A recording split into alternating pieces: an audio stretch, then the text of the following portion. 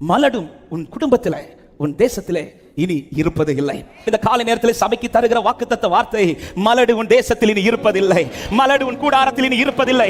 உருவாக்க வேண்டியவைகளை கர்த்தர் உருவாக்க போகிறார் என்று விசுவாசிக்கிறவங்க கைகளை தட்டி ஆமென் என்று சொல்லுங்க பார்க்கலாம். ஏசாயா 66வது அதிகாரம் 9வது வசனத்திலே கர்த்தர் இப்படி ஒரு வார்த்தையை சொல்லுகிறார். பெற பண்ணுகிறவராகிய நான் பெற செய்யாமல் இருப்பேனோ என்று கர்த்தர் சொல்லுகிறார். பிரசவிக்க பண்ணுகிறவராகிய நான் பிரசவத்தை தடுப்பேனா என்று உன் தேவன் சொல்லுகிறார். அப்போ எனக்கான கற்பத்திலே எனக்கான கருவை உண்டாக்குவது கர்த்தர். முதலாவது எனக்குள்ள ஒரு தெளிவு இருக்கணும்.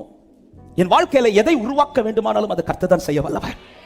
என் நிலை எப்படிப்பட்ட நிலையா இருந்தாலும், என் வாழ்க்கை எப்படிப்பட்ட வாழ்க்கையா இருந்தாலும், என் சூழ்நிலை எப்படிப்பட்டதா இருந்தாலும், ஆண்டவர் ஒன்று உருவாக்கணும்னு நினைச்சிட்டார்னா என் சூழ்நிலை அதை தடுக்க முடியாது, என் நிலைகள் அதை தடுக்க முடியாது, என் பலவீனங்கள் அதை தடுக்க முடியாது.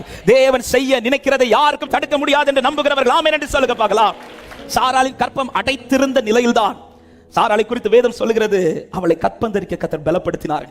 வாசிங்கள் ஆதியாகமம் 16:2. சாராய் ஆபிரகாமை நோக்கி, நான் பிள்ளை பெறாதபடிக்கு கர்த்தர் என் கற்பத்தை அடைத்திருக்கிறார். போதும், கர்த்தர் என் கற்பத்தை அடைத்திருக்கிறார். அடைத்திருக்கிறார் என்று சொன்ன அந்த வாழ்க்கையில தான் அதே வாழ்க்கை குறித்து எபிரேயர் 11:11 இப்படி சொல்லப்படுகிறது, விசுவாசத்தினாலே சாராளும் வாக்குத்தத்தம் பண்ணினவர் உண்மை உள்ளவர் என்று எண்ணி கற்பந்தரிக்க பலனடைந்து வயது சென்றவளாய் இருந்தும் அவள் பிள்ளையை பெற்றாள்.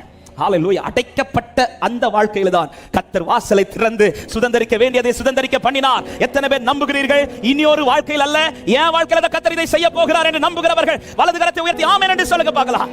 பிள்ளைகள் கர்த்தர் கொடுக்கிற சுதந்திரம். ஆமா, எனவே எனக்கு இனி பிள்ளை பிறக்குமா என்கிற கேள்வியோடு அல்ல, இது கர்த்தர் கொடுக்கிற ஆசீர்வாதம். கர்த்தர் செய்வார்.